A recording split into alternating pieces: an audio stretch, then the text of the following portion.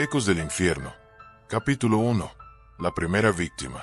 La niebla matutina se extendía sobre Cerro Perdido como un sudario gris, envolviendo las casas coloniales de adobe en un abrazo fantasmal.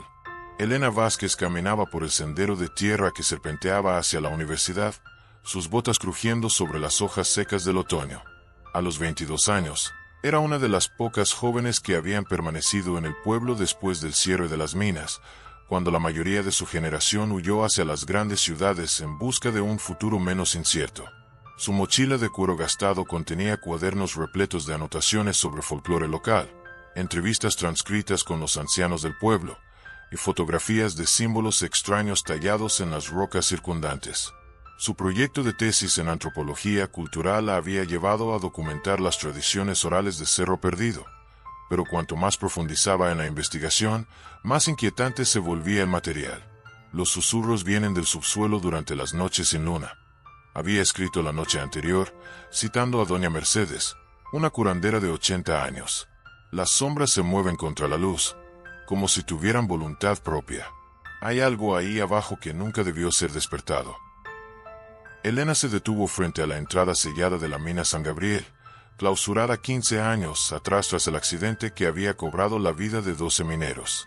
Las vigas de acero que bloqueaban la entrada estaban cubiertas de óxido, y alguien había pintado con spray rojo las palabras peligro, no pasar en letras desvaídas por el tiempo.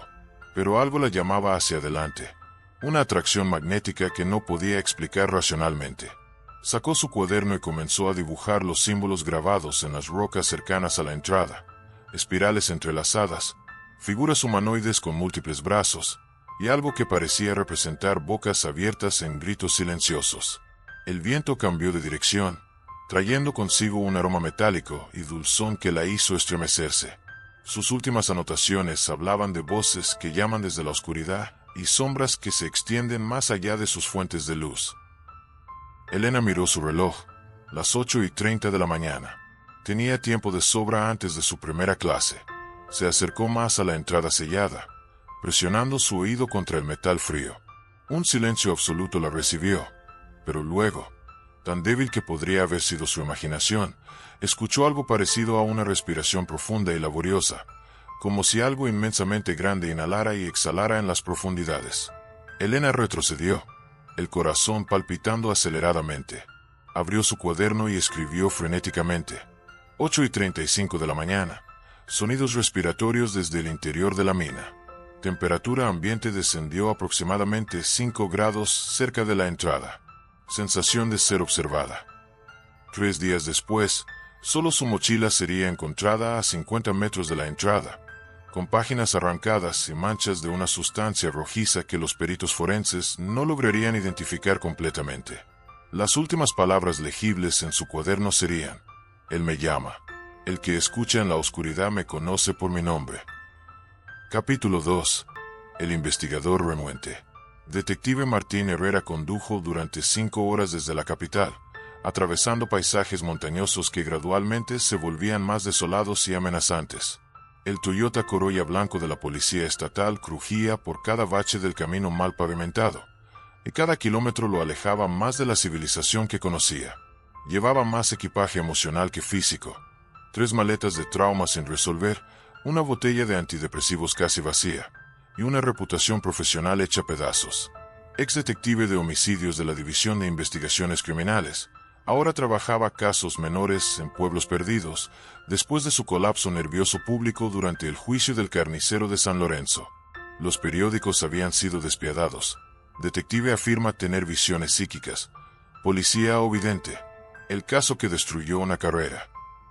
Cerro Perdido debería ser una misión simple: encontrar a una universitaria desaparecida, probablemente fugada con algún novio secreto, escribir un reporte rutinario, y regresar a la capital en 3 días máximo.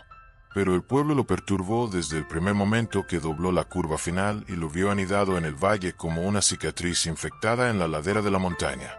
Las calles estaban demasiado silenciosas para las 10 de la mañana. Apenas unos cuantos ancianos se movían por los andenes, y todos evitaban el contacto visual cuando él pasaba. Las casas coloniales, otrora coloridas, ahora mostraban fachadas desconchadas y ventanas con postigos cerrados. Había una tensión en el aire que hacía que la piel se le erizara, como la electricidad estática antes de una tormenta. El Hotel Colonial, un edificio de 2 pisos con balcones de hierro forjado, era el único lugar de hospedaje en el pueblo. La recepcionista, una mujer de mediana edad llamada Dolores Sandoval, lo recibió con una mezcla de nerviosismo y curiosidad mal disimulada. «¿Viene por la muchacha desaparecida?», preguntó mientras revisaba el registro, sus dedos temblando ligeramente. Elena Vázquez, una chica muy linda, muy inteligente. Siempre andaba haciendo preguntas sobre cosas que mejor se dejan en paz. Martín firmó el registro y aceptó la llave de la habitación 204. ¿Qué tipo de preguntas? Dolores miró hacia ambos lados, como si temiera ser escuchada. Sobre las minas viejas, sobre las familias que se fueron después del accidente, sobre cosas que pasaron antes de que llegaran los españoles. Su voz se redujo a un susurro. «Le aconsejo que no salga de noche, detective, y que no se acerque a las bocas de las minas. Hay cosas ahí que no entienden las diferencias entre culpables e inocentes». En su habitación espartana, Martín examinó los pocos efectos personales de Elena que la policía local había recuperado. Su cuaderno estaba lleno de dibujos perturbadores, figuras encapuzadas realizando rituales alrededor de fogatas, símbolos geométricos que parecían moverse si uno los miraba de reojo, y referencias repetidas a algo llamado el que escucha en la oscuridad. La caligrafía de Elena se volvía progresivamente más errática en las últimas entradas. Las líneas temblaban, las palabras se apilaban unas sobre otras, y había manchas que podrían haber sido lágrimas o algo más viscoso. La última entrada legible estaba fechada 2 días antes de su desaparición. «Los sueños han comenzado. Él me muestra cosas que fueron, cosas que serán. Veo los túneles extendiéndose bajo toda la ciudad como las venas de un cuerpo gigantesco. Y en el corazón de ese cuerpo, algo espera. Algo que ha estado esperando mucho, mucho tiempo». Martín cerró el cuaderno y se dirigió a la ventana. El sol se ponía detrás de las montañas, tiñendo el cielo de un rojo sangre que se reflejaba en las ventanas de las casas abandonadas. En algún lugar de la distancia, creyó escuchar el eco de una voz llamando, pero cuando prestó atención, solo había silencio. Capítulo 3. Secretos enterrados. La Biblioteca Municipal de Cerro Perdido ocupaba un edificio colonial del siglo XVIII, con muros de piedra tan gruesos que el interior permanecía fresco incluso en los días más calurosos. Isabel Moreno, de 45 años, había pasado los últimos 20 años de su vida catalogando la historia local en esos pasillos silenciosos, rodeada de volúmenes empolvados y archivos que olían a humedad y secretos guardados. Recibió al detective Herrera con una desconfianza que bordeaba la hostilidad, sus ojos oscuros evaluándolo desde detrás de gruesas gafas de marco de carey. «Otro forastero haciendo preguntas», murmuró mientras lo guiaba entre estanterías abarrotadas, como si las respuestas fueran a cambiar algo. Martín estudió el rostro angular de Isabel, notando las líneas prematuras de preocupación alrededor de sus ojos y la manera en que sus manos temblaban ligeramente al manipular los documentos. «¿Qué puede decirme sobre Elena Vázquez?» Era una chica curiosa, demasiado curiosa. Isabel extrajo una carpeta gruesa llena de recortes de periódico amarillentos. Venía aquí casi todos los días durante las últimas 6 semanas, investigando patrones históricos. Patrones que mejor hubieran permanecido ocultos. Los archivos revelaron una cronología perturbadora. En 1987, 3 jóvenes habían desaparecido durante la semana del solsticio de invierno, 2 estudiantes de secundaria y un visitante de la capital. En 1994, 4 personas se desvanecieron sin dejar rastro, todas entre los 20 y 25 años. En 2001, 5 desapariciones en circunstancias idénticas. En 2008, 2 jóvenes más. Cada 7 años, susurró Isabel, como si fuera un tributo programado.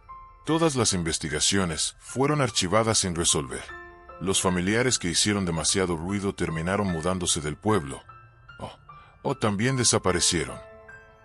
El documento más inquietante era un reporte policial de 1952, escrito a mano en tinta desvaída. Describía rituales realizados por los mineros antes de los turnos más peligrosos, ceremonias destinadas a alimentar al guardián del subsuelo para garantizar su protección. Los mineros creían que algo ancestral habitaba las profundidades, algo que había estado allí mucho antes de que llegaran los conquistadores españoles. La Hermandad del Eco, susurró Isabel, lanzando nerviosamente hacia las ventanas. Una sociedad secreta que nunca fue oficialmente disuelta. Mi padre formaba parte de ella antes de morir. Me dejó estos documentos con la advertencia de que algún día alguien vendría haciendo las preguntas correctas. Extrajo un mapa de 1890, dibujado en pergamino genuino.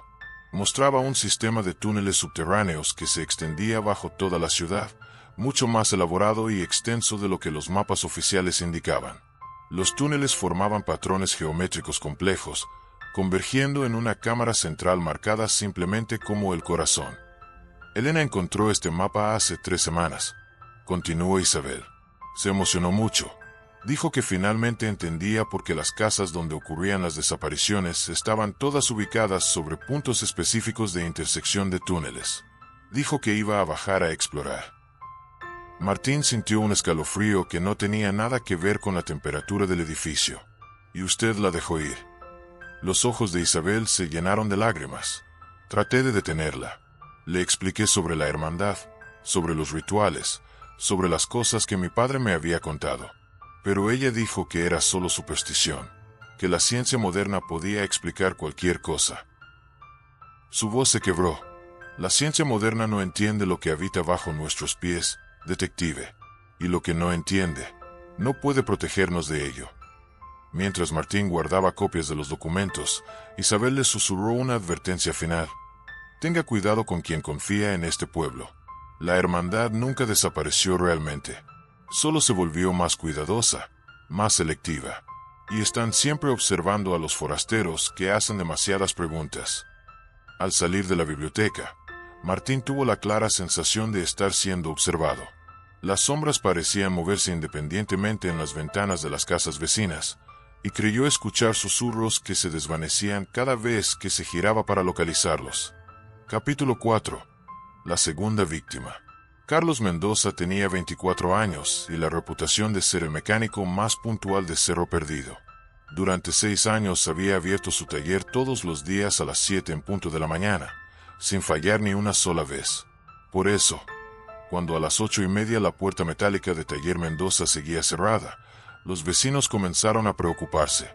Martín llegó al taller acompañado por el cabo Jiménez, el único policía local, un hombre de 60 años que claramente prefería evitar cualquier situación que requiriera investigación real. El taller estaba ubicado en una esquina, en un edificio de concreto de una sola planta que había sido pintado de azul brillante en tiempos mejores. La puerta está abierta, murmuró Jiménez, empujando la entrada con evidente reluctancia. Carlos nunca deja la puerta abierta. El interior del taller parecía haber sido golpeado por un huracán localizado. Herramientas estaban esparcidas por el suelo de concreto.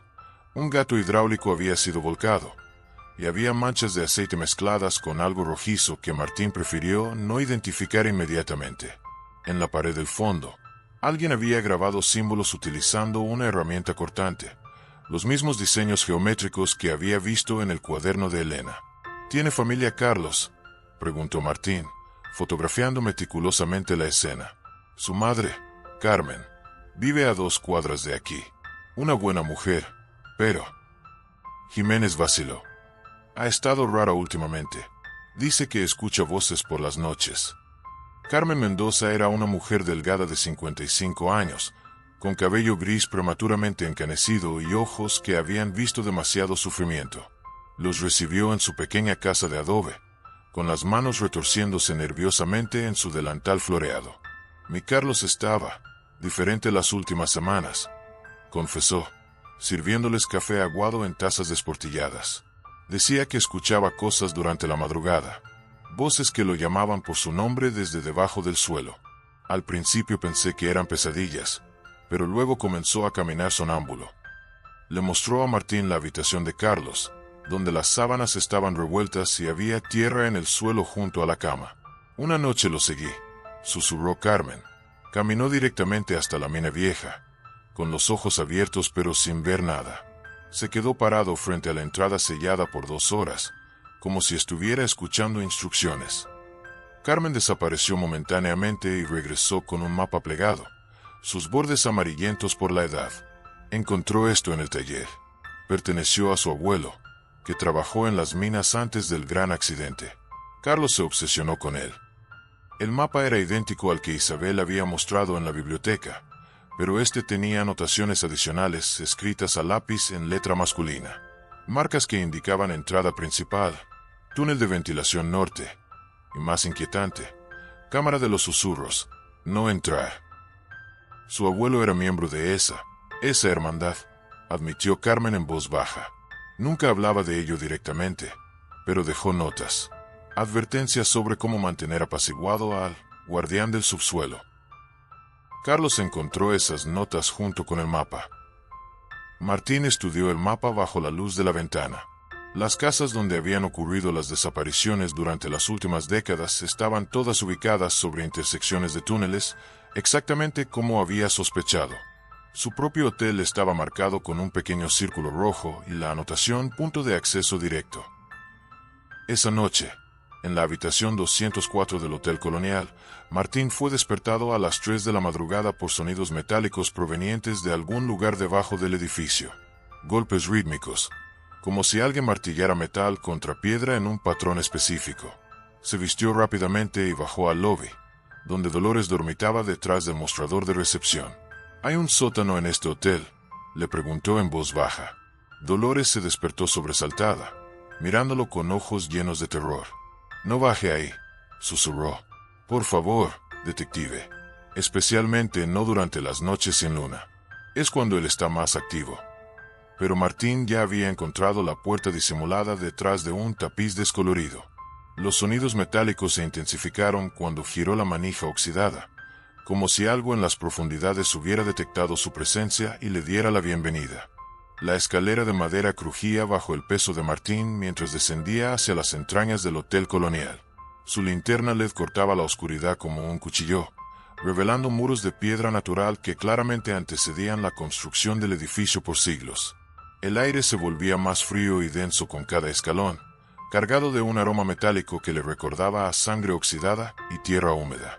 Los sonidos metálicos habían cesado en el momento que comenzó su descenso, reemplazados por un silencio tan absoluto que podía escuchar su propio corazón palpitando en sus oídos. 23 escalones lo llevaron a un túnel que se extendía en ambas direcciones, tallado en la roca viva con una precisión que desafiaba las herramientas disponibles en la época colonial. Martín eligió el túnel de la izquierda, siguiendo marcas de tiza fresca en las paredes. Alguien había estado allí recientemente. Las paredes estaban decoradas con petroglifos que mezclaban símbolos precolombinos con cruces cristianas y diseños geométricos que parecían moverse bajo la luz de su linterna. Cada pocos metros, nichos tallados en la piedra contenían objetos extraños, dientes humanos, pequeños huesos y cristales que reflejaban la luz de manera antinatural. El túnel se bifurcaba y se ramificaba como el sistema vascular de un organismo gigantesco. Martín marcó su ruta con tiza propia, pero pronto se dio cuenta de que la arquitectura subterránea no seguía las leyes de la geometría convencional. Túneles que deberían haber estado paralelos se intersectaban, escaleras descendían más niveles de los que deberían ser posibles bajo el pueblo, y ocasionalmente escuchaba sus propios pasos siendo repetidos desde direcciones imposibles. Después de 40 minutos de exploración laberíntica, llegó a una cámara circular de aproximadamente 10 metros de diámetro. Velas negras ardían en soportes de hierro forjado alrededor del perímetro, proyectando sombras danzantes que se movían independientemente de las llamas. No había corriente de aire que explicara cómo las velas permanecían encendidas. En el centro de la cámara, un altar improvisado había sido construido con piedras apiladas. Sobre él, una colección macabra de objetos personales estaba dispuesta en patrones geométricos precisos: el anillo de plata de Elena, que su madre había descrito en detalle, la billetera de cuero de Carlos, con su licencia de conducir visible, y docenas de otros objetos que claramente pertenecían a las víctimas de décadas pasadas. Fotografías familiares estaban pegadas a las paredes en espirales concéntricas. Rostros sonrientes de personas que habían desaparecido, sus ojos pareciendo seguir el movimiento de Martín alrededor de la cámara. En algunas fotografías más antiguas, los rostros habían sido marcados con tinta roja, creando patrones rituales sobre las caras de los desaparecidos. Las paredes estaban cubiertas de inscripciones en español arcaico mezclado con símbolos que no pertenecían a ningún alfabeto conocido. Martín pudo descifrar fragmentos. Para apaciguar al hambriento, los elegidos nutren la oscuridad, el que escucha recompensa la obediencia. Comenzó a fotografiar meticulosamente la escena, pero cuando revisó las imágenes en la pantalla de su cámara, se quedó helado. En cada fotografía aparecían figuras humanas que no había visto con sus propios ojos, siluetas encapuzadas de pie junto al altar, sombras que se extendían hacia la cámara con brazos demasiado largos, y en una imagen particularmente perturbadora, un rostro pálido y demacrado que lo miraba directamente desde detrás de su propio hombro. Un sonido de respiración profunda y laboriosa comenzó a llenar la cámara, como si algo inmensamente grande inhalara y exhalara en las profundidades más allá de la piedra. La temperatura descendió abruptamente, y su aliento comenzó a formar nubes de vapor en el aire súbitamente frío.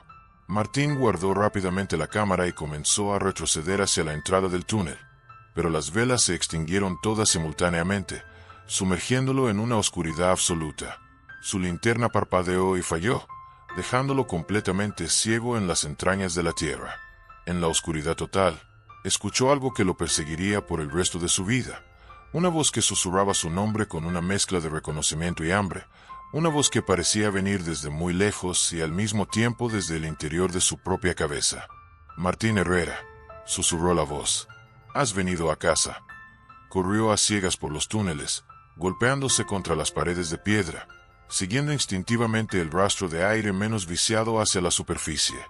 Detrás de él, pasos que no eran pasos lo siguieron, y tuvo la certeza terrible de que algo había decidido acompañarlo de regreso al mundo de los vivos. Capítulo 6. La Hermandad Revelada. Isabel Moreno esperaba a Martín en la biblioteca a las 5 de la madrugada, cuando el pueblo aún dormía bajo el manto de la oscuridad previa al amanecer. Había preparado café fuerte y tenía las manos temblorosas mientras encendía velas alrededor de la mesa de lectura principal. Los fluorescentes permanecían apagados. La electricidad, explicó, atraía atención no deseada durante las horas más vulnerables. Sé que bajó anoche, dijo sin preámbulos cuando Martín entró, notando inmediatamente los rasguños en sus brazos y la palidez mortal de su rostro. Puedo olerlo en usted. El aroma del subsuelo. Una vez que lo llevas en la piel, nunca desaparece completamente. Martín se desplomó en una silla, todavía temblando por la experiencia nocturna. ¿Qué es esa cosa? ¿Qué hay ahí abajo? Isabel sirvió café en 2 tazas agrietadas, sus movimientos lentos y rituales. Mi padre me contó la verdad cuando estaba muriendo de cáncer pulmonar, hace 10 años. Dijo que ya no podía cargar solo con el peso del secreto. Tomó un sorbo de café, ordenando sus pensamientos. La hermandad del eco nunca fue disuelta. Simplemente se volvió más cuidadosa después de que los accidentes en las minas atrajeron demasiada atención gubernamental. Extrajo una caja de metal oxidado de debajo de la mesa. Contenía fotografías en blanco y negro que mostraban ceremonias nocturnas, círculos de hombres encapuzados alrededor de fogatas, procesiones llevando ofrendas hacia las entradas de las minas, y rostros familiares del pueblo participando en rituales que parecían una mezcla blasfema de catolicismo y prácticas paganas mucho más antiguas. Reconozco algunas de estas caras, murmuró Martín, estudiando las fotografías. El alcalde actual, ¿no es ese el padre Rodríguez de la iglesia local? Y Dolores del hotel, y el farmacéutico, y mi propio padre, aquí en el centro del círculo. Isabel señaló una figura que portaba lo que parecía ser un bastón ceremonial tallado con los mismos símbolos que Martín había visto en los túneles. La hermandad incluye a las familias más influyentes del pueblo. Han mantenido el equilibrio durante generaciones. Isabel reveló la verdad fundamental que había permanecido oculta durante décadas. Algo ancestral habitaba el sistema de túneles bajo Cerro Perdido, algo que antecedía no solo a los conquistadores españoles, sino posiblemente a los propios pueblos indígenas originales. La entidad se alimentaba de energía vital humana, pero de una manera específica que requería terror, desesperación y sufrimiento prolongado. Los rituales no son para adorarla, explicó Isabel, sus ojos reflejando décadas de conocimiento terrible. Son para apaciguarla, para negociar con ella. Le ofrecemos sacrificios específicos, jóvenes fuertes, en la plenitud de la vida, a cambio de que deje en paz al resto de la población. Los documentos que extrajo de la caja mostraban un registro meticuloso que se remontaba a 1695, listas de nombres, fechas de ofrendas y anotaciones sobre el estado de satisfacción de la entidad. Los patrones de 7 años no eran coincidencia, era el tiempo que tardaba en consumir completamente las víctimas anteriores y requerir nueva nutrición. ¿Cómo pueden justificar asesinatos rituales?, preguntó Martín, horrorizado. Porque hemos visto lo que pasa cuando no se alimenta regularmente. Isabel le mostró un daguerrotipo de 1847 que mostraba calles enteras de casas vacías. 28 personas desaparecieron en una sola noche cuando los rituales se interrumpieron durante la guerra civil. Familias enteras, desde bebés hasta ancianos. La cosa se volvió indiscriminada, desesperada. La revelación más perturbadora era que los desaparecidos no morían inmediatamente. La entidad los mantenía vivos en algún estado de existencia prolongada, alimentándose lentamente de su energía vital durante años. Por eso los rituales incluyen elementos para minimizar el sufrimiento, admitió Isabel con lágrimas en los ojos. Drogas naturales, cánticos hipnóticos. Tratamos de que sea lo menos traumático posible. Martín sintió náuseas. Están hablando de personas reales. Elena tenía sueños, aspiraciones. Y ahora esos sueños nutren algo que mantiene vivo al resto del pueblo, replicó Isabel con amargura. ¿Cree que no me tortura esta realidad cada día? Pero hemos visto las alternativas, y son mucho peores. Isabel le entregó una lista de los miembros actuales de la hermandad, 18 nombres que incluían al alcalde, 3 miembros del consejo municipal, el único médico del pueblo, el farmacéutico, 2 comerciantes principales y, sorprendentemente, Dolores del hotel. Todos saben sobre Elena y Carlos, confesó Isabel. Todos participaron, directa o indirectamente, en su selección, y todos cargarán con esa culpa hasta el día que mueran. Cuando Martín se preparaba para irse, Isabel le susurró una advertencia final. No trate de ser héroe, detective. Está tratando con fuerzas que han existido desde antes de la historia escrita. Si interfiere con el equilibrio establecido, la entidad no se limitará a tomar a los seleccionados. Vendrá por todos nosotros. Y usted será el responsable de la muerte de todo un pueblo. Al salir de la biblioteca, Martín notó luces encendidas en ventanas que habían estado oscuras. La hermandad sabía que él había descubierto su secreto, y ahora tendría que decidir si podía vivir con ese conocimiento, o si su conciencia lo forzaría a desafiar algo que podría destruir todo lo que trataba de proteger. Capítulo 7. El pasado de Martín. Sentado en la cama individual de su habitación de hotel, con una botella de whisky barato como única compañía, Martín Herrera se enfrentó a los demonios que había tratado de enterrar durante 3 años. Las visiones habían comenzado de nuevo, más vívidas e insistentes que nunca, y ya no podía fingir que eran simple producto del estrés o la falta de sueño. La primera vez que había visto un crimen antes de que ocurriera fue durante el caso del estrangulador de Macarena, hace 4 años. Había despertado en su departamento de Bogotá con imágenes cristalinas en la mente. Una mujer rubia siendo atacada en un callejón específico, el reflejo de luces de neón en un charco, el rostro del atacante parcialmente iluminado por un letrero de farmacia. Inicialmente había descartado la experiencia como una pesadilla particularmente vívida, pero cuando el cuerpo de Patricia Mendoza fue encontrado exactamente en el lugar que había visto, con heridas idénticas a las de su visión, Martín comenzó a cuestionar su propia cordura. Los detalles eran demasiado precisos para ser coincidencia. La marca de nacimiento en forma de mariposa en el tobillo de la víctima, el tatuaje parcialmente oculto del asesino, incluso el número de cigarrillos aplastados en el suelo del callejón. Sus colegas de la División de Investigaciones Criminales inicialmente consideraron sus corazonadas como intuición policial excepcionalmente desarrollada. El capitán Restrepo lo felicitó por su capacidad de pensar como el criminal, y durante 1 año, Martín resolvió casos con una eficiencia que bordeaba lo sobrenatural. Pero las visiones se volvían más intensas, más frecuentes, y comenzaron a incluir detalles que ningún detective debería poder conocer. El punto de quiebre llegó con el caso de Sofía Hernández, una niña de 8 años secuestrada del Parque El Virrey. Martín vio su ubicación en una visión que lo despertó a las 3 de la madrugada. Un sótano húmedo con tubería expuesta, cajas de cartón apiladas, y el sonido específico de trenes pasando cada 15 minutos. Había visto el rostro del secuestrador, había escuchado su voz, había sentido el terror de la niña como si fuera propio. Pero cuando llegó al lugar, un edificio abandonado cerca de la estación de tren, fue demasiado tarde por apenas minutos. Sofía había muerto hacía menos de una hora, según el forense. Las evidencias en la escena coincidían perfectamente con su visión, pero la precisión de su conocimiento levantó sospechas entre sus superiores. ¿Cómo podía saber exactamente dónde buscar?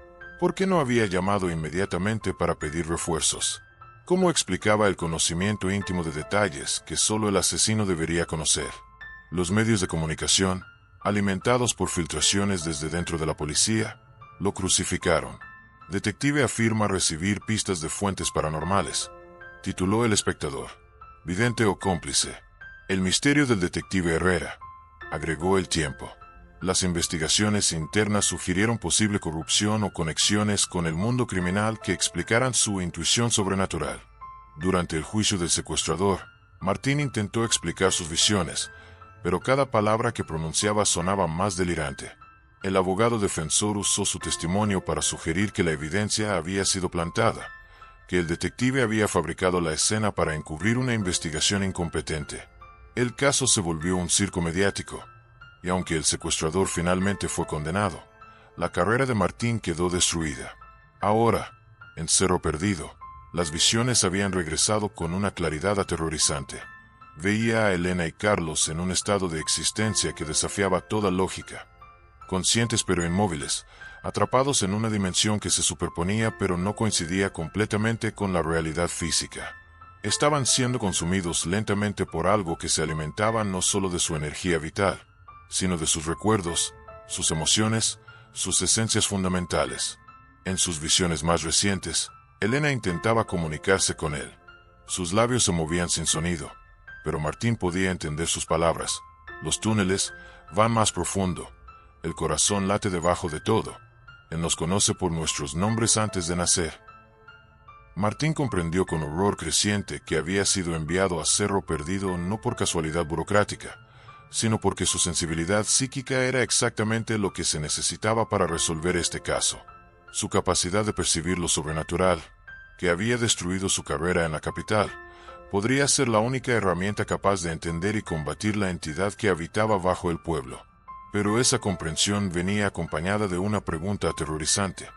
Si sus visiones anteriores habían sido reales, ¿qué otras fuerzas sobrenaturales operaban en el mundo sin que nadie las reconociera? Y más importante, ¿había sido específicamente dirigido hacia estos casos por alguna inteligencia superior que había estado manipulando su vida desde el principio? Al mirar por la ventana hacia las calles silenciosas de Cerro Perdido, Martín se preguntó si alguna vez había tenido realmente libre albedrío, o si había sido una pieza en un juego cósmico mucho más grande desde el momento en que nació. Capítulo 8. Ritual interrumpido. La luna nueva creaba una oscuridad absoluta sobre Cerro Perdido cuando Martín siguió discretamente a las figuras encapuzadas que se movían como fantasmas por las calles empedradas. A las 11:45 de la noche, había observado desde su ventana como 12 personas emergían de diferentes casas, todas vestidas con túnicas oscuras y moviéndose con la precisión de una coreografía ensayada durante décadas. Lo siguió manteniendo una distancia de 50 metros, usando su entrenamiento policial para permanecer en las sombras mientras el grupo se dirigía hacia la mina San Gabriel. El terreno rocoso hacía difícil el movimiento silencioso, pero el viento nocturno de la montaña enmascaraba cualquier sonido inadvertido de sus pasos. La procesión se detuvo en un claro natural a unos 100 metros de la entrada sellada de la mina. Desde su posición oculta detrás de un afloramiento rocoso, Martín observó con creciente horror cómo los miembros de la hermandad preparaban su ritual. Una fogata fue encendida en el centro de un círculo de piedras que claramente había sido usado para este propósito durante generaciones. Las llamas proyectaban sombras danzantes que parecían tomar formas humanoides independientes. En el centro del círculo, Atada a una silla de madera antigua, estaba María Santos, una joven de 23 años que trabajaba en la panadería local. Martín ni siquiera sabía que había desaparecido. Los secuestros se habían vuelto tan rutinarios que el pueblo había desarrollado una conspiración de silencio que los ocultaba incluso de las autoridades. María estaba consciente pero aparentemente drogada, sus ojos moviéndose lentamente mientras intentaba enfocar su entorno. Su vestido blanco contrastaba fantasmalmente con la oscuridad circundante, y había flores silvestres entretejidas en su cabello, preparada como una novia para un matrimonio con la muerte. Los miembros de la hermandad comenzaron a cantar en una mezcla de latín arcaico, español colonial y algo mucho más antiguo que sonaba como si hubiera emergido de las profundidades de la tierra misma. Sus voces se entrelazaban en armonías que parecían hacer vibrar las rocas cercanas, y Martín sintió que sus huesos resonaban con la frecuencia extraña del cántico. Isabel Moreno se destacaba entre los participantes, no solo porque era la única mujer del grupo, sino porque portaba un libro encuadernado en cuero que parecía tener siglos de antigüedad. Leía pasajes en voz alta, su voz cargada de una mezcla de terror y resignación que indicaba décadas de participación en estos rituales. «Oh tú que escuchas en la oscuridad eterna», recitaba Isabel, «acepta esta ofrenda de carne joven y espíritu puro, que su energía vital te sustente por otro ciclo, y que tu hambre se mantenga saciada para que no vengas a reclamar a los no elegidos». La temperatura del aire descendió abruptamente, y Martín vio su aliento formando nubes de vapor. Las llamas de la fogata comenzaron a cambiar de color, virando de naranjas normales a azules fantasmales, y luego a un negro que parecía absorber la luz circundante en lugar de producirla. Fue entonces cuando Martín tomó la decisión que cambiaría todo. Desenfundó su pistola reglamentaria, una Glock 17 que se sentía inadecuadamente mundana para la situación sobrenatural que enfrentaba, e irrumpió en el círculo gritando: «Policía, deténganse inmediatamente y liberen a la rehén». El cántico se detuvo abruptamente, como si alguien hubiera cortado un cable de audio. Los 12 miembros de la hermandad se giraron hacia él con movimientos mecánicos, sus rostros ocultos bajo las capuchas, pero emanando una sensación palpable de terror que no tenía nada que ver con su arma. Isabel se quitó la capucha, revelando lágrimas que corrían por sus mejillas. «Detective», susurró con voz quebrada, «no sabe lo que ha hecho. No comprende las fuerzas que está interrumpiendo».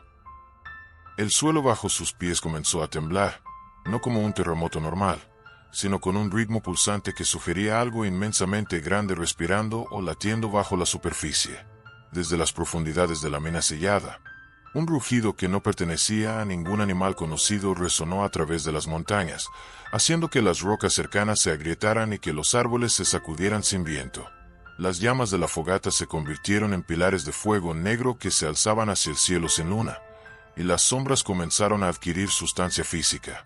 Martín vio con horror creciente cómo formas humanoides emergían de la oscuridad, no proyecciones de luz, sino presencias tangibles que se movían independientemente de cualquier fuente de iluminación. La entidad comenzó a manifestarse parcialmente, una masa de oscuridad que parecía ser simultáneamente líquida y sólida, con múltiples puntos de luz que podrían haber sido ojos, pero brillaban con la frialdad de estrellas muertas. Su forma cambiaba constantemente, como si existiera en múltiples dimensiones al mismo tiempo y solo pudiera proyectar aspectos fragmentarios de sí misma en la realidad física. Una voz que no era una voz, más bien una vibración que resonaba directamente en la mente, llenó la conciencia de todos los presentes. Hambre, tanto tiempo sin el alimento prometido. El contrato se rompe, ahora todos alimentarán mi eternidad. María Santos, que había permanecido semiconsciente durante todo el ritual, súbitamente envejeció 20 años en cuestión de segundos. Su cabello se volvió gris, su piel se arrugó, y sus ojos se hundieron en cuencas que parecían haber visto milenios de sufrimiento. Luego se desplomó, no muerta, sino drenada de alguna esencia fundamental que la entidad había extraído instantáneamente. Los miembros de la hermandad comenzaron a huir en pánico, sus túnicas volando mientras corrían hacia el pueblo. Pero Martín permaneció paralizado, cara a cara con algo que desafiaba no solo su comprensión, sino la estructura fundamental de la realidad tal como la conocía.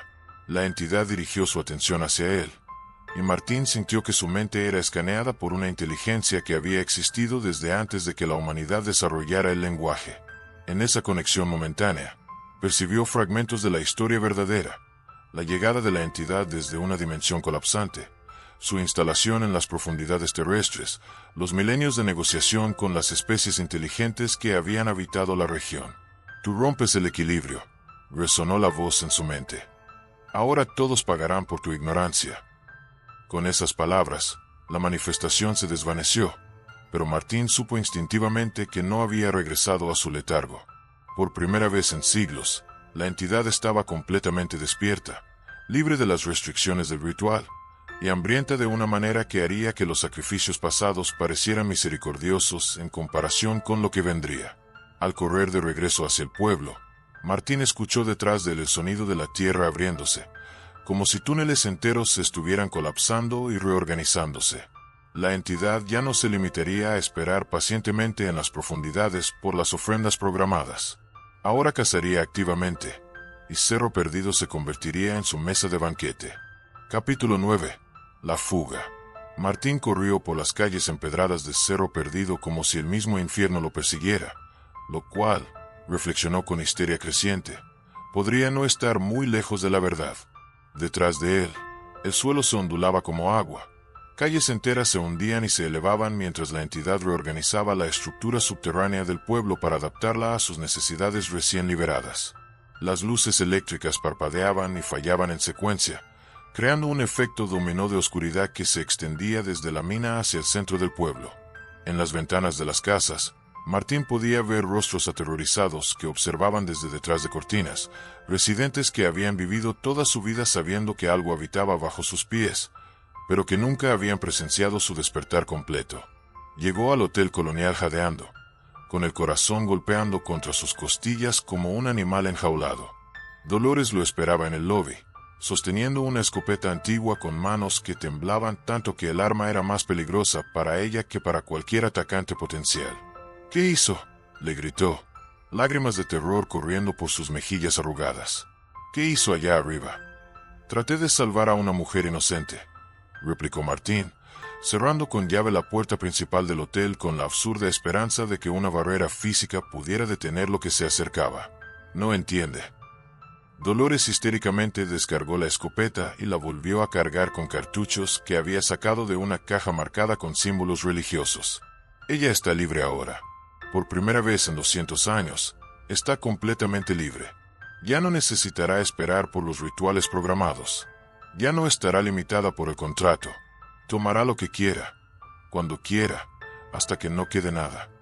Como si las palabras de Dolores hubieran sido una invocación, los sonidos comenzaron. Primero, un gemido sordo que parecía venir desde muy profundo bajo tierra, luego gritos humanos que se extinguían abruptamente, y finalmente, el sonido inconfundible de estructuras siendo destrozadas desde adentro. Durante la siguiente hora, mientras Martín y Dolores se agazapaban en el lobby del hotel escuchando los horrores que se desarrollaban afuera, 5 personas desaparecieron del pueblo. No fueron secuestradas en el sentido convencional, simplemente se desvanecieron de la existencia física, dejando atrás escenas que desafiaban toda explicación racional. La casa del panadero fue encontrada con todas las puertas y ventanas intactas, pero con un agujero perfectamente circular en el suelo del dormitorio que descendía hasta profundidades imposibles. La enfermera del dispensario médico desapareció de su sala de estar mientras veía televisión. Su familia encontró su ropa ordenadamente doblada en el sofá, como si hubiera sido extraída de ella por medios sobrenaturales. 2 adolescentes que habían estado caminando por la plaza principal simplemente se desvanecieron en el aire, según testigos que observaron desde ventanas cercanas. Un momento estaban ahí, al siguiente no había rastro de ellos excepto por sus sombras, que permanecieron proyectadas en el pavimento durante varios minutos después de que sus cuerpos hubieran desaparecido. El caso más perturbador fue el del alcalde, uno de los líderes de la propia hermandad. Su casa fue encontrada completamente intacta desde el exterior, pero cuando su esposa regresó de visitar a su hermana en el pueblo vecino, encontró que las paredes interiores habían sido reemplazadas por túneles de tierra húmeda que se extendían en direcciones imposibles dado el tamaño del lote. Ella se está fortaleciendo, susurró Dolores, recargando obsesivamente su escopeta por 5ª vez. Cada persona que consume aumenta su poder y su alcance. Antes necesitaba los rituales para canalizar su hambre de manera controlada. Ahora puede manifestarse directamente en nuestra dimensión. Martín había comenzado a tener visiones fragmentarias de toda la ciudad siendo drenada de vida, transformada en una cáscara vacía habitada únicamente por ecos de los muertos. Veía las calles llenas de sombras que conservaban las formas de los residentes desaparecidos, pero que se movían de manera errática, como marionetas controladas por una inteligencia que no comprendía completamente la locomoción humana. A las 4 de la madrugada, Isabel Moreno llegó al hotel golpeando desesperadamente la puerta. Había corrido desde la biblioteca cargando una maleta llena de documentos antiguos y una expresión de culpa que sugería décadas de conocimiento terrible. Hay una manera, jadeó cuando Dolores la dejó entrar. Existe una forma de contenerla de nuevo, pero el costo. Su voz se quebró. El costo puede ser mayor de lo que cualquiera de nosotros está dispuesto a pagar. Isabel reveló el último secreto que la hermandad había guardado durante generaciones. Existía una manera de banir a la entidad de regreso a su estado latente, pero requería que alguien tomara voluntariamente su lugar como guardián de los túneles. Esa persona se convertiría en un mediador permanente entre la entidad y el mundo humano, viviendo parcialmente en ambas dimensiones para mantener el equilibrio. Mi bisabuelo lo hizo en 1847, explicó Isabel, mostrando un daguerrotipo de un hombre que tenía un parecido inquietante con Martín. Mantuvo a la entidad controlada durante 50 años antes de que el peso de la responsabilidad lo consumiera. Su sucesor duró 30 años. El patrón continuó. Cada guardián eventualmente es absorbido por la entidad y debe ser reemplazado. Martín estudió el daguerrotipo, sintiendo una familiaridad que iba más allá de la simple semejanza física. ¿Cómo se llama mi bisabuelo? Alejandro Herrera, respondió Isabel. Vino aquí siguiendo visiones, exactamente como usted. La capacidad psíquica se transmite por líneas familiares específicas. Usted no está aquí por casualidad, detective. Está aquí porque su linaje lo predestinó para este papel. Afuera, los gritos habían cesado, reemplazados por un silencio que era de alguna manera más aterrorizante que cualquier sonido. La entidad había terminado su primera cacería nocturna en libertad total, y ahora Cerro Perdido se había convertido en algo fundamentalmente diferente de lo que había sido 24 horas antes. Martín se enfrentó a la comprensión de que podía salvar a los sobrevivientes del pueblo, pero solo sacrificando su propia humanidad en el proceso. Y mientras contemplaba esa decisión imposible, se preguntó si acaso no había estado caminando hacia este momento durante toda su vida, guiado por fuerzas que había percibido pero nunca comprendido completamente. Capítulo 10. Aliados improbables. Al amanecer, los miembros supervivientes de la Hermandad del Eco se reunieron en la biblioteca municipal como conspiradores derrotados, sus túnicas ceremoniales reemplazadas por ropa cotidiana que no podía ocultar el terror que se había apoderado de sus almas. El aire matutino traía el aroma de azufre y tierra removida, evidencia física de los cambios fundamentales que habían ocurrido durante la noche. Isabel había preparado café para 8 personas, pero solo 6 llegaron. El alcalde y el farmacéutico habían desaparecido durante la cacería nocturna de la entidad, dejando al grupo sin 2 de sus líderes más experimentados. Los supervivientes incluían al padre Rodríguez, cuyo rostro normalmente sereno mostraba líneas profundas de culpa y terror, Dolores, que había traído munición que había sido bendecida en la iglesia décadas atrás, y 3 comerciantes locales que parecían haber envejecido 10 años en una sola noche. 67 años, murmuró el padre Rodríguez, hojeando un misal que había pertenecido a su predecesor. 67 años manteniendo el equilibrio, y lo destruimos en una sola noche por permitir que un forastero interfiriera con tradiciones que no comprendía. Martín se sentó en el círculo de sillas dispuestas alrededor de la mesa de lectura principal, consciente de que era simultáneamente culpable y víctima de las circunstancias. «Explíqueme exactamente con qué estamos tratando», demandó. «No más eufemismos, no más medias verdades. Si vamos a arreglar esto, necesito entender completamente lo que habita bajo este pueblo».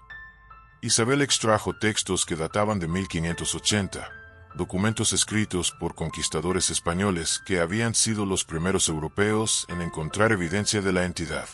Los escritos, en latín arcaico mezclado con observaciones en español, Describían encuentros con una boca del infierno que consume almas vivientes e intentos de sellarla usando ritos católicos combinados con prácticas rituales de los pueblos indígenas locales.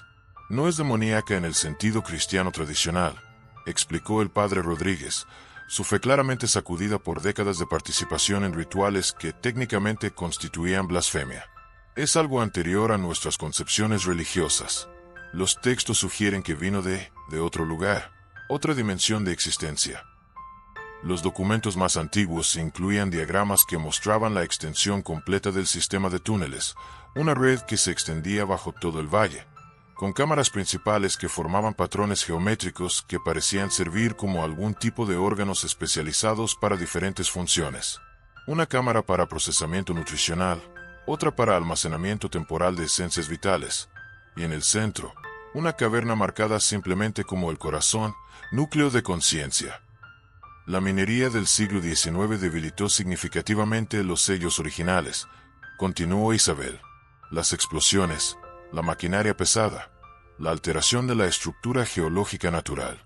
Cada dinamitazo era como una invitación para que la entidad se acercara más a nuestra dimensión.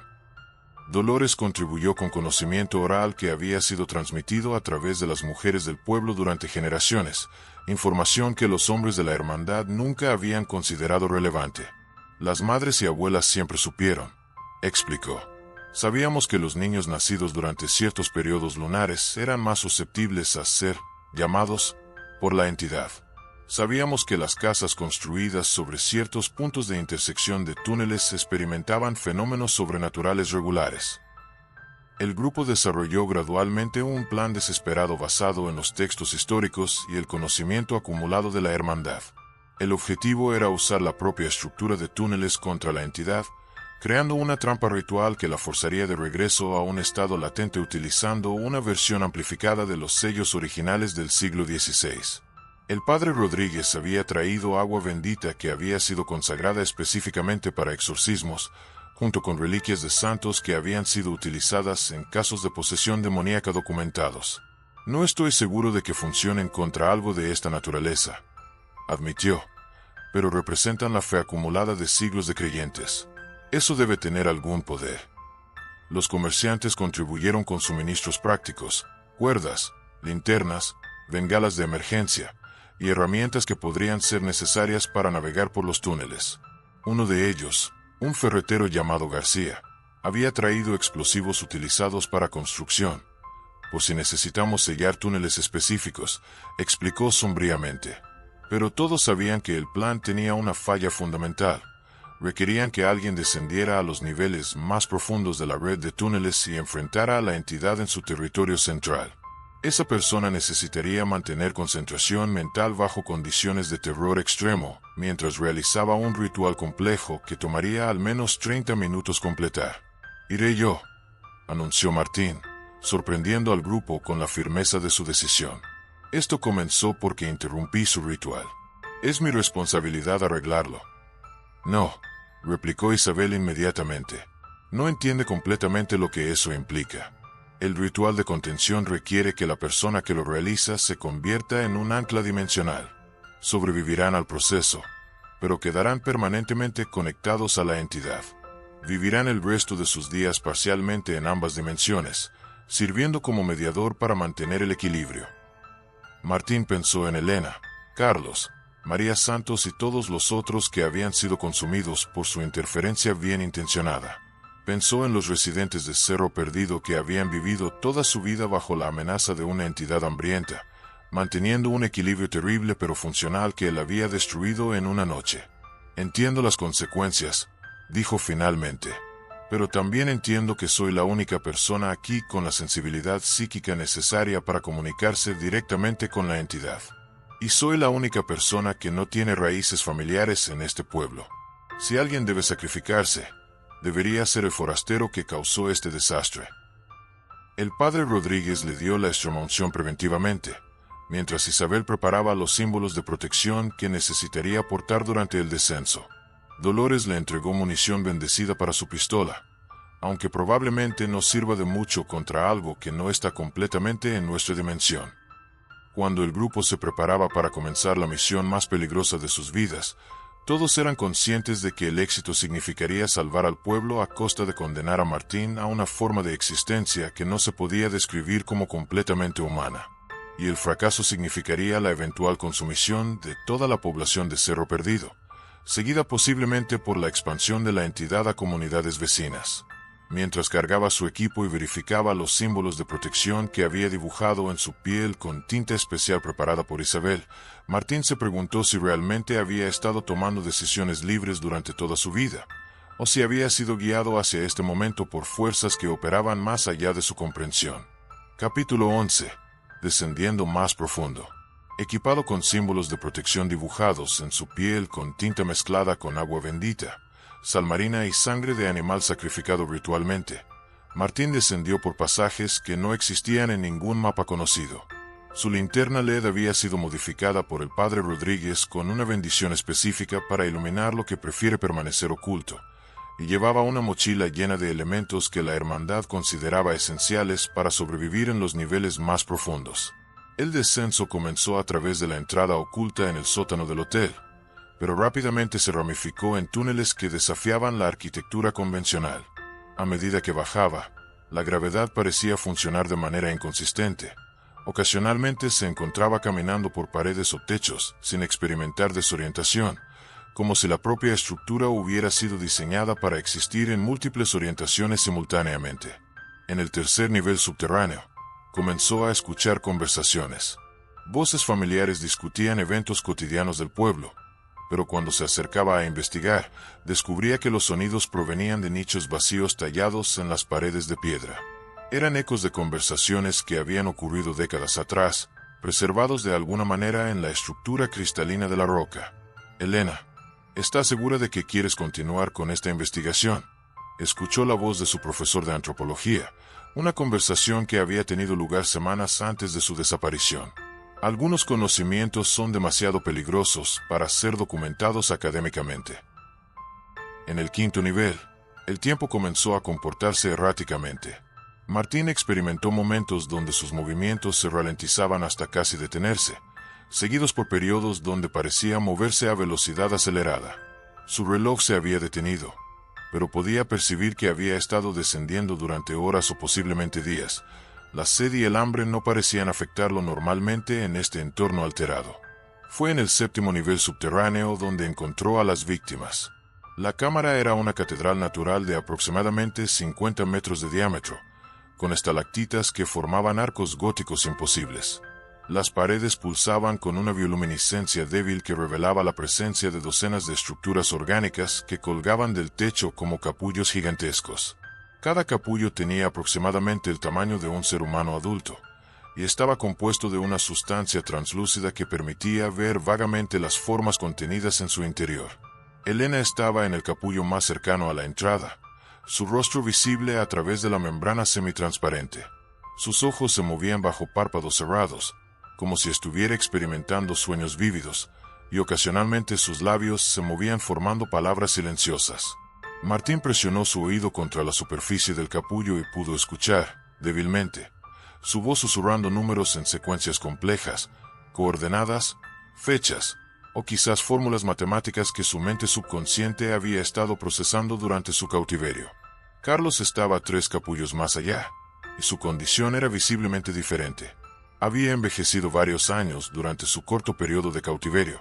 Su cabello mostraba mechones grises y líneas profundas surcaban su rostro. Pero más perturbador era que sus ojos estaban abiertos, conscientes, y parecían seguir el movimiento de Martín por la cámara con una mezcla de súplica desesperada y algo parecido a la resignación. María Santos, la víctima más reciente, ocupaba un capullo que aún no había desarrollado completamente su estructura opaca. Martín podía ver claramente que estaba consciente y aterrorizada, sus ojos moviéndose frenéticamente mientras intentaba gritar a través de la sustancia que llenaba sus pulmones. Sus manos presionaban contra el interior del capullo como si tratara de abrirlo desde adentro, pero la membrana se estiraba sin romperse. La revelación más horrible llegó cuando Martín se dio cuenta de que había docenas de capullos más antiguos, algunos conteniendo formas humanas que habían sido modificadas por décadas de exposición a los procesos de la entidad. Figuras que habían sido humanas una vez, pero que ahora mostraban alteraciones que las hacían casi irreconocibles, extremidades elongadas, órganos sensoriales adicionales, y en algunos casos, lo que parecían ser conexiones directas del sistema nervioso con filamentos orgánicos que se extendían hacia las paredes de la cámara. Martín comprendió con horror creciente que la entidad no simplemente mataba a sus víctimas para alimentarse de ellas, las mantenía vivas indefinidamente, modificándolas gradualmente para convertirlas en extensiones de sí misma. Los cautivos más antiguos ya no eran completamente humanos, sino híbridos que servían como órganos sensoriales especializados para la entidad, permitiéndole percibir e interactuar con el mundo de superficie de maneras que su forma natural no permitía. Intentó acercarse al capullo de Elena para examinar la posibilidad de liberarla, pero cuando tocó la superficie translúcida, su piel se quemó como si hubiera tocado ácido concentrado. La sustancia del capullo no solo contenía a las víctimas, las estaba digiriendo muy lentamente, procesando su esencia vital de una manera que mantenía sus cuerpos funcionando mientras extraía gradualmente todo lo que las hacía humanas. Más profundo en la cámara, descubrió algo que lo llenó de una desesperación aún mayor: huesos humanos dispuestos en patrones geométricos complejos, pero estos restos eran claramente muy antiguos, algunos probablemente tenían milenios de antigüedad. La entidad no era una llegada reciente a esta región, había estado aquí desde antes de la historia registrada, manteniendo esta misma operación de captura, modificación y asimilación durante más tiempo del que la civilización humana había existido. Entre los huesos más antiguos, Martín encontró artefactos que desafiaban toda cronología conocida, herramientas de metal trabajado con técnicas que no se desarrollaron hasta la era industrial, pero claramente expuestas a procesos de envejecimiento que las databan en miles de años. Esculturas que representaban la forma de la entidad talladas con precisión que requería herramientas modernas, pero hechas en materiales que habían fosilizado parcialmente. En el centro de la cámara, donde los filamentos orgánicos de todos los capullos convergían, había una piscina circular de líquido negro que no reflejaba la luz de su linterna. Cuando dirigió el haz luminoso hacia la superficie, en lugar de ver reflejado el techo de la cámara, vio lo que parecían ser estrellas alienígenas en constelaciones que no correspondían a ningún cielo terrestre. Fue cuando se acercó a examinar esta piscina central que escuchó la voz de Elena, no desde su capullo, sino desde la superficie del líquido negro. Martín, ha estado esperándote. Conoce tu linaje. Sabe por qué has venido. La comprensión llegó como un rayo. Las víctimas no estaban simplemente siendo digeridas o convertidas. Estaban siendo usadas como interfaces de comunicación, sus mentes conscientes funcionando como traductores entre la inteligencia alienígena de la entidad y la psicología humana. Elena podía hablar porque parte de su conciencia había sido integrada en la red neural de la criatura, permitiéndole servir como intérprete. Elena, ¿puedes oírme claramente?, susurró Martín, acercándose a la piscina. Yeah. Capítulo 12. El corazón de las tinieblas. El descenso final llevó a Martín a través de una escalera en espiral tallada directamente en la roca madre, con escalones que habían sido pulidos por miles de años de uso hasta alcanzar una superficie tan lisa como el mármol. Las paredes estaban cubiertas de petroglifos que evolucionaban estilísticamente a medida que descendía, comenzando con símbolos claramente humanos en los niveles superiores, luego transformándose gradualmente en diseños que sugerían una mentalidad fundamentalmente diferente.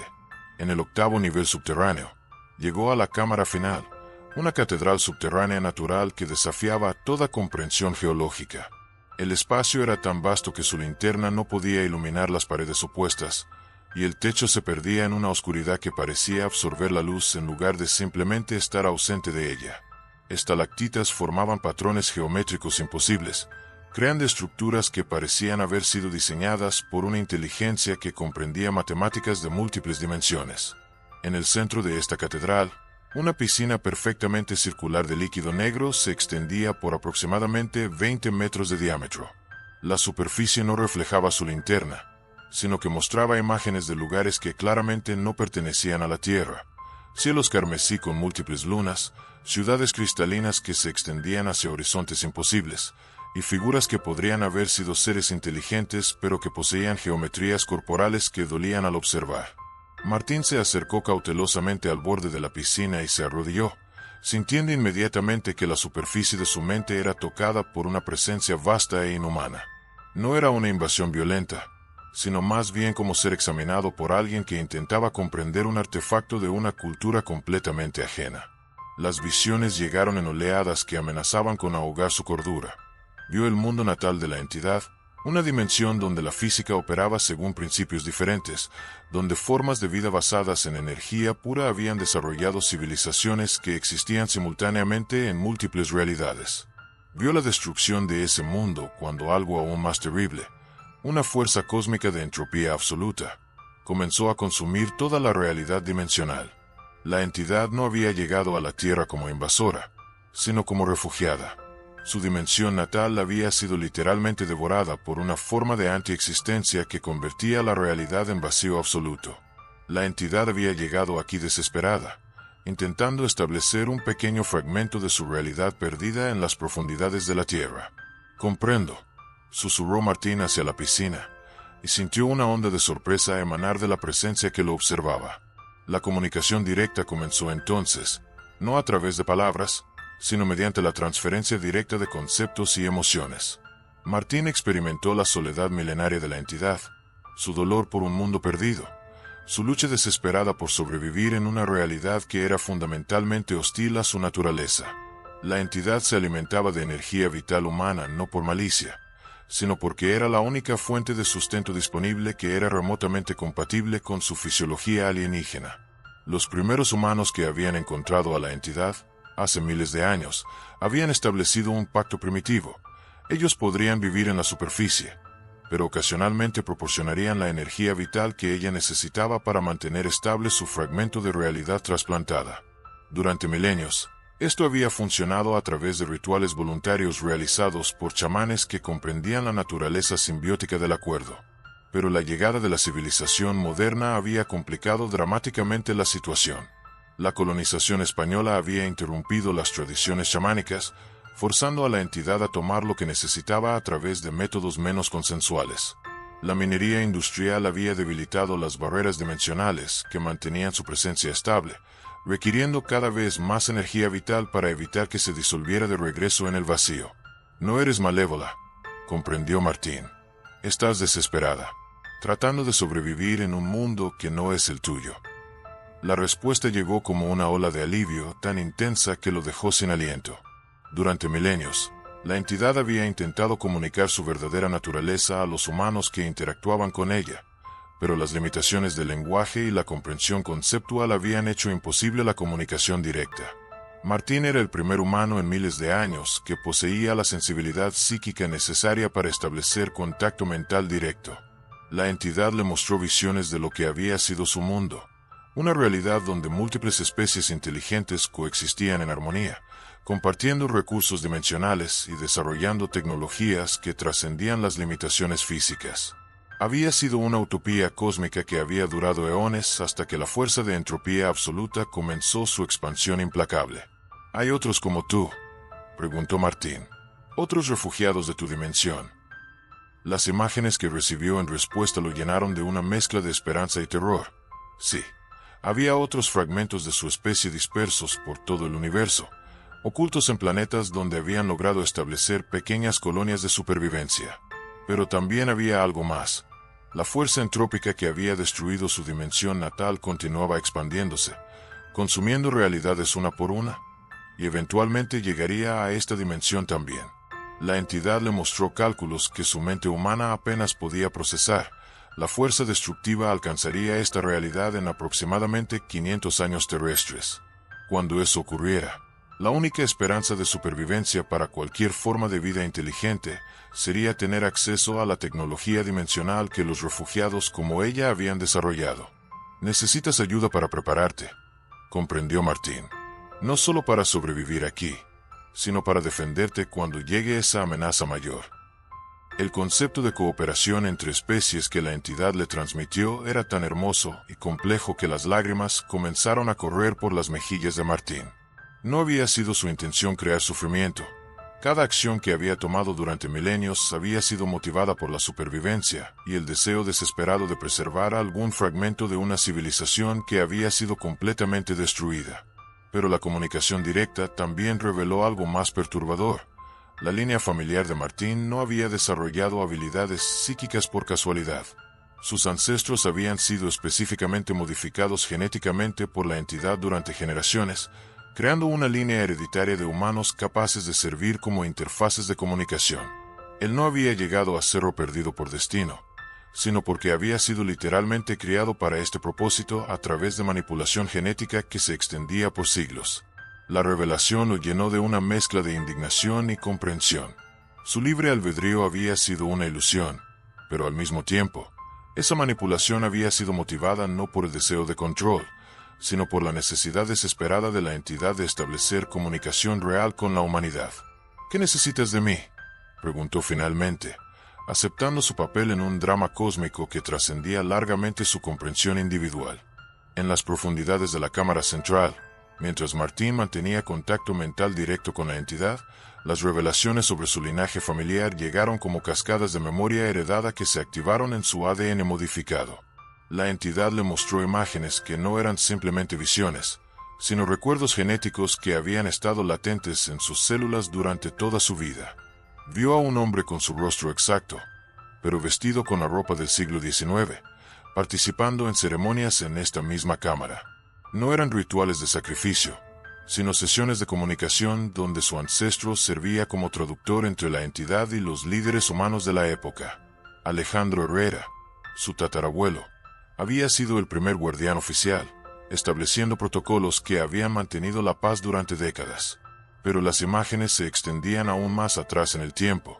Otro ancestro con características físicas casi idénticas, guiando a conquistadores españoles lejos de las minas más peligrosas en el siglo XVI. Y antes de eso, un chamán indígena que compartía los mismos ojos verdes distintivos, comunicándose con la entidad utilizando plantas sagradas que amplificaban sus habilidades psíquicas naturales. 500 años, murmuró Martín, comprendiendo la extensión de la manipulación genética. Has estado modificando mi línea familiar durante 500 años. La entidad le transmitió la justificación. Cada generación había sido sutilmente alterada para aumentar la sensibilidad psíquica, pero también para mantener la estabilidad mental necesaria para comunicarse con una inteligencia fundamentalmente alienígena sin volverse loco. Era un proyecto de ingeniería genética que había requerido siglos de ajustes cuidadosos. Isabel Moreno apareció en la entrada de la cámara, descendiendo cuidadosamente por la escalera en espiral mientras cargaba una maleta de documentos y una linterna que proyectaba una luz más cálida que la LED de Martín. No parecía sorprendida de encontrarlo en comunicación directa con la piscina central. Supe que había llegado el momento cuando sentí que la comunicación mental se establecía, dijo, acercándose al borde de la piscina. Mi familia también ha sido modificada genéticamente, detective. Somos los guardianes de los registros, mantenemos la documentación de los acuerdos entre nuestras especies. Isabel extrajo documentos que mostraban árboles genealógicos de múltiples familias en Cerro Perdido, todas marcadas con símbolos que indicaban modificaciones genéticas específicas. Los Herrera habían sido desarrollados como comunicadores psíquicos, pero también había líneas familiares especializadas como guardianes del conocimiento, mediadores rituales, y sorprendentemente, una familia cuyos descendientes habían sido modificados para ser inmunes a los efectos psicológicos negativos de la exposición prolongada a la entidad. Mi propio bisabuelo documentó el proceso, explicó Isabel, mostrando un diario escrito en una mezcla de español e inglés. La entidad no solo modificó nuestros genes, también nos proporcionó conocimiento avanzado sobre medicina, agricultura y tecnologías que no se desarrollarían naturalmente durante siglos. Los documentos revelaban que muchos de los avances tecnológicos atribuidos a inventores individuales durante los últimos 500 años habían sido en realidad conocimiento filtrado a través de las familias modificadas. Técnicas médicas, innovaciones agrícolas, incluso algunos principios de ingeniería civil habían sido regalos de la entidad, transmitidos gradualmente para ayudar a la humanidad a desarrollarse hasta un punto donde la cooperación real fuera posible.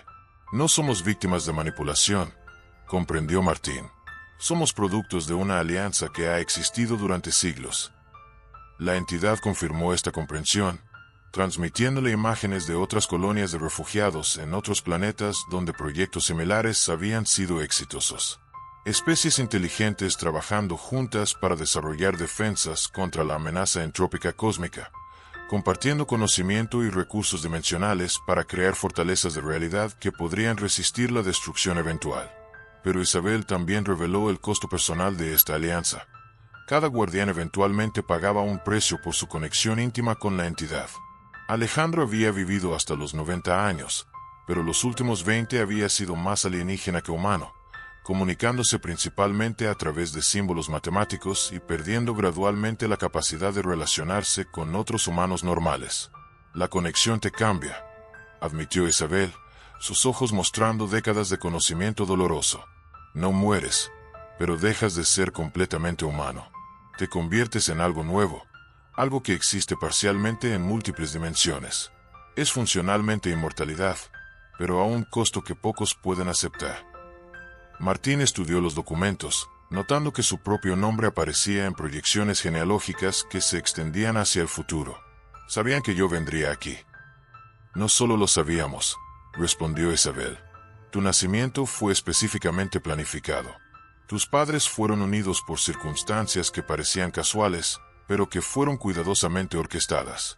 Tu carrera policial, tu colapso nervioso, tu asignación a este caso, todo ha sido guiado para traerte a este momento.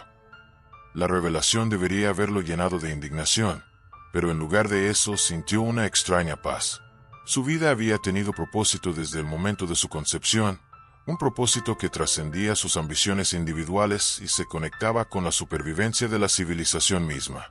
La entidad le transmitió la oferta final. Podía convertirse en el nuevo guardián, mediando entre las especies y ayudando a preparar a la humanidad para la amenaza cósmica que vendría. Viviría durante siglos, pero gradualmente se transformaría en algo que no era completamente humano ni completamente alienígena. O podía rechazar su herencia, y la entidad intentaría encontrar otra solución, aunque las opciones se estaban agotando rápidamente a medida que la actividad industrial moderna continuaba debilitando las barreras dimensionales que mantenían su presencia estable. «Si acepto», preguntó Martín, «¿puedo salvar a Elena, Carlos y los otros?» La respuesta llegó como una posibilidad compleja. Algunos podrían ser liberados, pero otros habían sido integrados tan profundamente en la estructura neural de la entidad que separarlos sería fatal para ambas partes.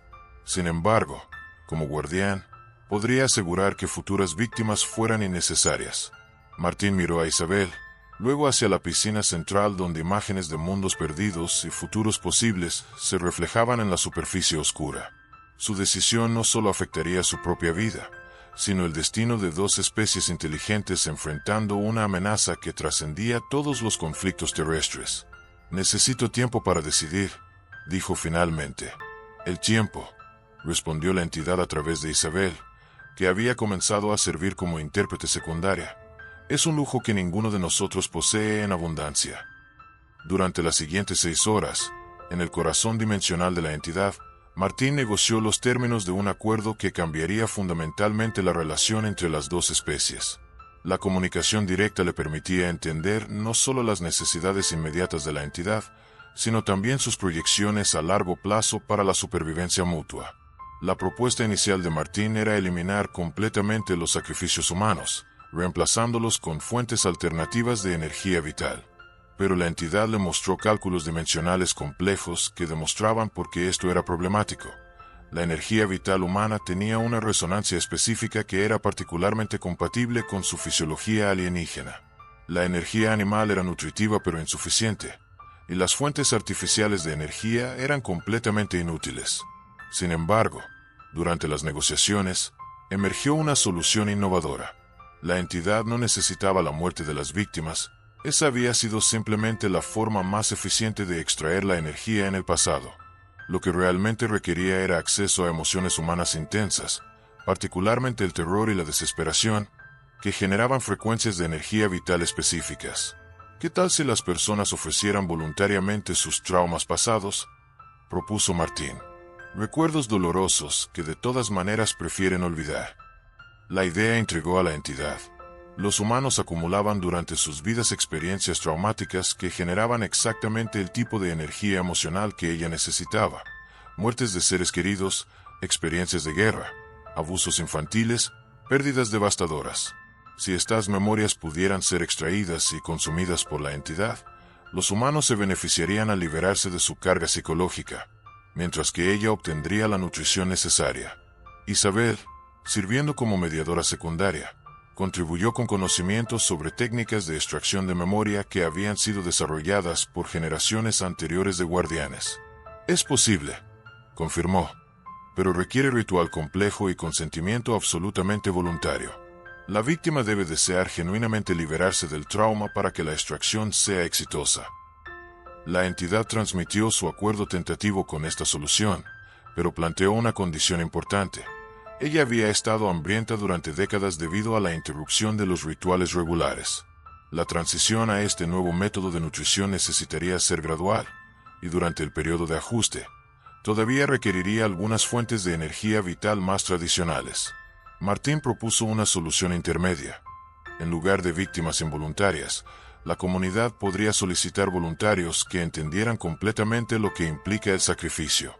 Personas que estuvieran dispuestas a ofrecer parte de su energía vital a cambio de garantizar la seguridad de toda la población.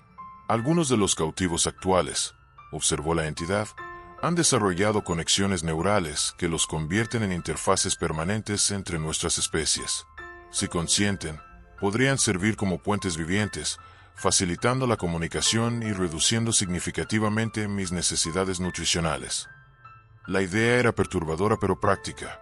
Las víctimas que habían sido parcialmente integradas en la estructura neural de la entidad podrían elegir permanecer conectadas voluntariamente, convirtiéndose en embajadores humanos dentro de la red de conciencia alienígena. Esto les permitiría mantener su humanidad esencial mientras desarrollaban capacidades ampliadas de percepción dimensional. Isabel reveló entonces el protocolo final que había sido documentado por guardianes anteriores. La comunidad establecería rituales mensuales donde los residentes ofrecerían voluntariamente sus peores memorias a cambio de protección. La entidad se alimentaría de estos traumas psicológicos, y las personas se liberarían de cargas emocionales que de otra manera los perseguirían toda la vida. Esencialmente, comprendió Martín, estamos convirtiendo el trauma colectivo en una forma de terapia comunitaria que también nutre a la entidad. Durante las negociaciones, la entidad también reveló beneficios adicionales que podría proporcionar bajo el nuevo acuerdo.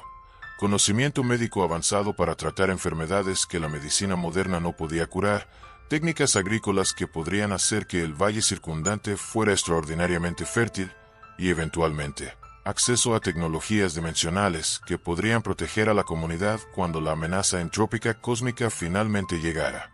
El acuerdo final incluía estas provisiones: eliminación de sacrificios involuntarios, rituales mensuales de extracción voluntaria de traumas, liberación de víctimas actuales que eligieran ser liberadas, mantenimiento de conexiones voluntarias para aquellos que eligieran servir como interfaces, Martín como guardián permanente, mediando entre las especies, transferencia gradual de conocimiento avanzado a la comunidad, preparación para defensa contra amenazas cósmicas futuras. Hay un riesgo, admitió la entidad mientras finalizaban los términos. Si este acuerdo falla, si los humanos no cumplen sus compromisos, no habrá oportunidad para renegociar. Mi supervivencia dependerá de regresar a métodos más agresivos de obtención de energía. Martín aceptó la responsabilidad de asegurar que el nuevo pacto funcionara. Como guardián, sería parcialmente transformado para poder existir en múltiples dimensiones simultáneamente, pero retendría suficiente humanidad para entender y representar los intereses de ambas especies. Una última cosa, dijo mientras preparaba el ritual de transformación. Hay otros como tú en la Tierra, otras entidades refugiadas que podrían beneficiarse de acuerdos similares. La respuesta lo llenó simultáneamente de esperanza y aprensión. Sí, había al menos 6 otras colonias de refugiados dimensionales ocultas en diferentes partes del planeta, todas luchando con problemas similares de supervivencia y relación con las poblaciones humanas locales. Su éxito en Cerro Perdido podría servir como modelo para establecer cooperación en esas otras ubicaciones. Pero también había entidades que habían decidido tomar enfoques más agresivos, consumiendo poblaciones humanas completas en lugar de intentar negociar. El trabajo de Martín como guardián eventualmente lo llevaría a confrontar estas situaciones más peligrosas, sirviendo como mediador entre la humanidad y fuerzas que podrían destruir civilizaciones enteras si no se manejaban adecuadamente. Entiendo, dijo Martín, tomando la decisión que definiría el resto de su existencia. Acepto convertirme en guardián. El ritual de transformación comenzó inmediatamente, y Martín sintió que su conciencia se expandía para abarcar perspectivas que ningún humano normal había experimentado jamás. Capítulo 15. Liberación de las víctimas. El proceso de liberación de las víctimas comenzó 72 horas después de que Martín completara su transformación en guardián. Su nueva conciencia expandida le permitía percibir el estado exacto de cada cautivo y determinar quiénes podrían ser liberados sin riesgo fatal y quiénes habían sido integrados demasiado profundamente en la estructura neural de la entidad. Elena fue la primera en ser considerada para liberación. Durante sus 3 semanas en cautiverio, había desarrollado conexiones neurales significativas, pero no permanentes, con la red de conciencia de la entidad. Martín, ahora capaz de comunicarse tanto con Elena como con la entidad simultáneamente, explicó las opciones disponibles. Puedes ser liberada completamente, le transmitió mentalmente, pero perderás las capacidades expandidas de percepción que has desarrollado. O puedes elegir mantener una conexión parcial, conservando habilidades psíquicas mejoradas, pero quedando permanentemente vinculada al sistema dimensional de la entidad. Elena, cuya conciencia había sido expandida durante su cautiverio para percibir múltiples dimensiones simultáneamente, consideró cuidadosamente las opciones. A través de su conexión con la entidad, había visto la amenaza entrópica cósmica que se acercaba y comprendía la importancia de mantener la alianza entre las especies. Quiero mantener la conexión parcial, decidió finalmente, pero con la condición de que pueda regresar a mi vida normal en la superficie y continuar mis estudios. Quiero documentar esta relación desde una perspectiva antropológica, crear un registro académico que pueda ayudar a futuras generaciones a entender lo que estamos enfrentando. La liberación de Elena requirió un proceso complejo que duró 6 horas. Martín, utilizando su nueva capacidad como interfase dimensional, vio cuidadosamente la separación de sus conexiones neurales con la entidad mientras preservaba las modificaciones que le permitirían mantener comunicación psíquica básica. El proceso fue doloroso pero exitoso. Elena emergió del capullo orgánico envejecida físicamente 5 años, pero con capacidades mentales expandidas que le permitían percibir patrones dimensionales invisibles para humanos normales. Carlos presentó un caso más complicado. Su tiempo en cautiverio había sido más traumático psicológicamente, y había desarrollado lo que Martín reconoció como una forma de síndrome de Estocolmo dimensional, una conexión empática profunda con la entidad que lo hacía reticente a ser completamente liberado. Durante su integración, había experimentado fragmentos de las memorias de la entidad sobre su mundo perdido, y la pérdida de esa perspectiva cósmica lo llenaba de una tristeza existencial abrumadora.